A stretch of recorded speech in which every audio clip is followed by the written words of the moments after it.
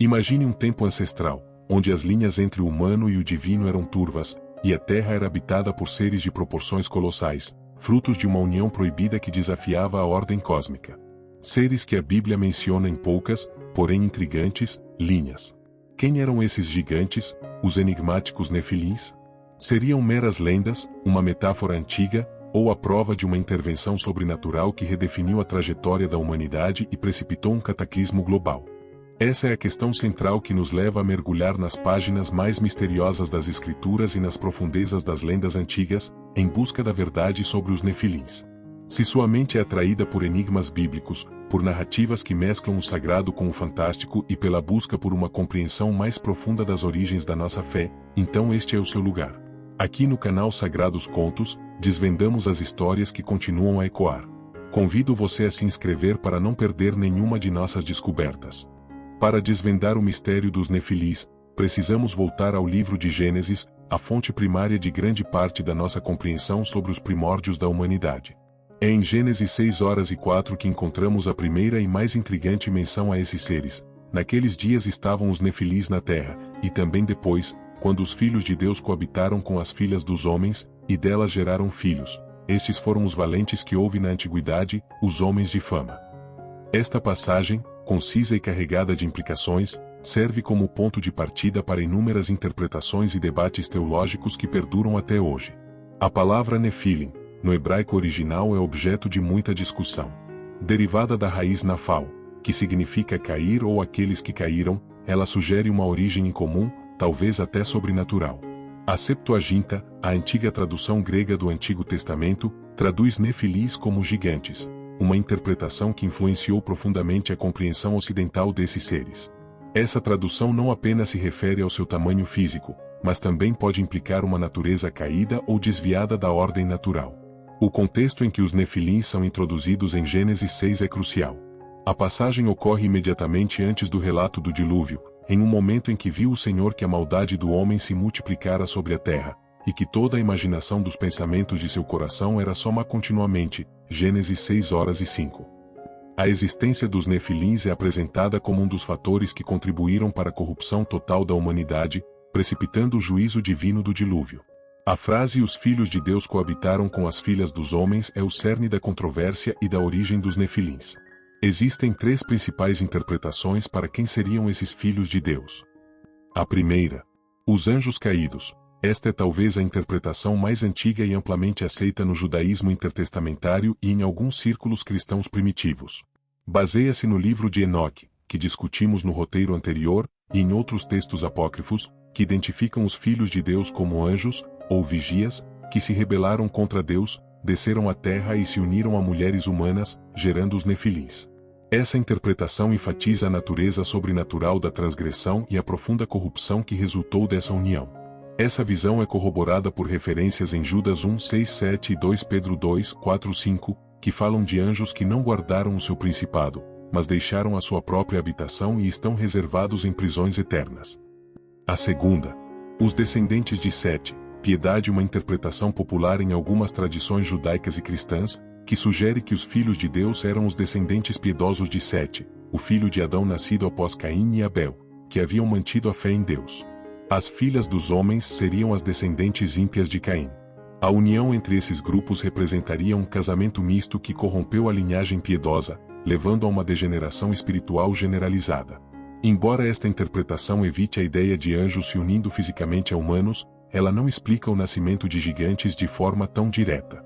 A terceira, os governantes humanos poderosos, uma interpretação mais moderna, que vê os filhos de Deus como reis tirânicos ou poderosos governantes que abusavam de seu poder, praticavam poligamia e escravizavam mulheres, produzindo descendentes que se tornaram homens de fama por sua força ou crueldade, mas não necessariamente gigantes sobrenaturais. Esta visão tende a desmitificar o texto, vendo como uma crítica social à tirania e à moralidade da época. Independentemente da interpretação sobre a identidade exata dos filhos de Deus, o resultado dessas uniões foi o surgimento dos nefilis, descritos como valentes que houve na antiguidade, os homens de fama. A palavra hebraica gib-burim, traduzida como valentes, pode significar heróis, guerreiros poderosos ou tiranos. Isso sugere que os nefilins eram figuras de grande poder e influência, talvez até temidos, que dominavam a terra. Sua existência, para a narrativa bíblica, é um sinal da profunda depravação que levou ao dilúvio. A menção dos Nefilins não se restringe a Gênesis. Em Números 13:33, após a exploração da terra prometida, os espias israelitas relatam: também vimos ali os Nefilins, os filhos de Anak são parte dos Nefilins, e éramos aos nossos próprios olhos como gafanhotos, e assim também éramos aos seus olhos. Esta passagem é intrigante, pois parece sugerir que os Nefilins, ou pelo menos seus descendentes gigantes, persistiram mesmo após o dilúvio, ou que a memória de sua existência se tornou um termo genérico para gigantes ou povos temíveis. Isso nos leva a questionar a extensão do dilúvio em relação a esses seres e se sua influência foi completamente erradicada. A ideia de gigantes, de seres de proporções descomunais, não é exclusiva da Bíblia. Lendas sobre gigantes são onipresentes em mitologias de todo o mundo, desde os titãs da Grécia, os jotuns nórdicos, os gigantes da mitologia maia e asteca, até os seres colossais encontrados em folclores africanos e asiáticos. Essa universalidade das lendas de gigantes pode ser uma evidência de uma memória ancestral comum, um eco de eventos reais ou de uma profunda necessidade humana de explicar o inexplicável e de povoar o mundo com seres que transcendem a norma. O registro bíblico dos Nefilins, portanto, se insere em um contexto cultural muito mais amplo de histórias sobre seres poderosos e formidáveis que povoaram a Terra em tempos imemoriais. Aprofundando a compreensão sobre os Nefilins, a virada em nossa análise nos leva a questionar não apenas sua identidade, mas também o profundo impacto de sua existência na mente humana e nas culturas antigas. Se a Bíblia e o livro de Enoque nos fornecem os registros mais diretos, as lendas antigas sobre gigantes, encontradas em quase todas as civilizações, servem como um espelho cultural, refletindo um medo ancestral e uma tentativa universal de explicar a presença de vestígios inexplicáveis no mundo, ossos enormes, construções ciclópicas ou mesmo as próprias montanhas e formações rochosas. É como se a própria Terra guardasse segredos de uma era esquecida, e a humanidade, através de suas histórias, tentasse decifrá-los. Considere as mitologias globais. Na Grécia Antiga, os titãs eram uma raça de divindades poderosas e gigantescas que precederam os deuses olímpicos, filhos de Urano e Gaia. Eles eram associados à natureza primordial e ao caos. Após uma grande guerra, a titanomaquia, foram derrotados e aprisionados no Tártaro, um abismo no submundo. Os gigantes, ou gigantes hecatonquiros, de 100 braços, também faziam parte desse panteão de seres colossais, frequentemente em conflito com os deuses. Suas histórias ecoam a ideia de uma raça poderosa e rebelde que se opôs à ordem divina. Na mitologia nórdica, os jotuns, ou gigantes de gelo e fogo, eram a primeira raça de seres vivos, ancestrais dos deuses e dos humanos, mas também seus inimigos.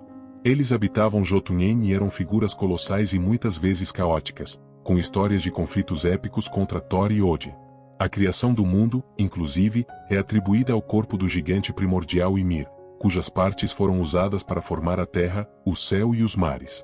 Caminhando para as Américas, as tradições dos povos nativos também são ricas em contos de gigantes. Os Anasazi, por exemplo, no sudoeste dos Estados Unidos, têm lendas de gigantes que habitavam a terra antes de sua chegada. Há relatos de tribos como os Paiutes, que narram a existência de uma raça de gigantes ruivos na região onde hoje é Nevada, associando-os a cavernas e artefatos enormes. No México e na América Central, as pirâmides e estruturas monumentais das civilizações pré-colombianas, como os olmecas, maias e astecas, por vezes, eram atribuídas a seres gigantescos ou divinos em suas próprias cosmogonias. A própria figura do deus Quetzalcoatl, por exemplo, em algumas versões, é associada a uma estatura imponente. No Oriente Médio, para além da narrativa bíblica, também encontramos ecos de seres imponentes. No épico de Gilgamesh, por exemplo, embora Gilgamesh não seja um gigante no sentido dos Nefilins, ele é descrito como um rei de estatura e força sobre-humanas, 2/3 Deus e 1/3 homem. Sua busca pela imortalidade e sua natureza excepcional o conectam a essa categoria de seres que transcendem o comum. Essa prevalência de histórias sobre gigantes em culturas tão diversas levanta uma questão fascinante. Seria uma coincidência antropológica, uma manifestação universal do arquétipo do outro grande e poderoso? Ou seria, como alguns teólogos e pesquisadores sugerem, uma memória coletiva, distorcida e adaptada ao longo do tempo, de um evento real, a existência dos Nefilins ou seres semelhantes, que deixou uma marca indelével na consciência humana? O livro de Enoque, por exemplo, detalha a devastação causada pelos Nefilins, sua gula, violência e o consumo dos recursos da terra, o que levou a um clamor que ascendeu aos céus e precipitou a decisão divina de purificar a terra através do dilúvio. Essa narrativa apócrifa, embora não canônica, oferece um pano de fundo para a urgência da intervenção divina em Gênesis. É fascinante pensar que, talvez, a menção bíblica dos Nefilins em Gênesis 6 não seja uma anomalia isolada, mas sim a versão hebraica de uma tradição muito mais antiga e difundida.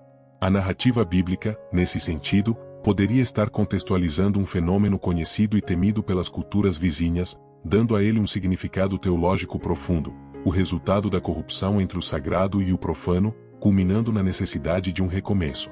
É como observar um castelo de cartas. Por fora, tudo parece firme, até que uma brisa leve começa a derrubar tudo, revelando as rachaduras na fundação. A existência desses seres, gigantes tanto em estatura quanto em influência nefasta, pode ter sido essa brisa que desestabilizou a moralidade e a ordem do mundo pré-diluviano. Eles representavam a materialização da desobediência e da distorção, um lembrete físico da grave transgressão. A menção em Números 13:33, onde os espias temem os filhos de Anak como Nefilis, demonstra que a memória e o medo desses gigantes persistiram, tornando-se sinônimo de um inimigo formidável e intimidador. Se você também se sente intrigado por essas conexões profundas entre a Bíblia e as tradições antigas, e acredita que essas histórias oferecem mais do que meros contos, mas sim chaves para entender a condição humana e a intervenção divina, deixe seu like e se inscreva no canal. Isso nos ajuda a continuar desvendando esses mistérios. A virada mais surpreendente nessa discussão reside não apenas na existência dos Nefilis, mas na sua ressonância espiritual e teológica. Eles não são apenas criaturas de tamanho descomunal, são um símbolo do limite, da transgressão e do juízo. Se aceitarmos a interpretação dos filhos de Deus como anjos caídos, a história dos Nefilim se torna uma poderosa alegoria da sedução e da corrupção, não apenas entre espécies, mas de uma ordem espiritual que se desvia de seu propósito divino. Esses anjos, que deveriam servir a Deus, sucumbiram à tentação e geraram uma prole que amplificou a maldade na terra. Isso eleva a história de um mero conto de gigantes para uma profunda reflexão sobre a natureza do mal, da escolha e da soberania divina. A Bíblia, no livro de Jó, descreve a criação com filhos de Deus, em hebraico, Ben-Lhm, clamando de alegria, Jó 38:7.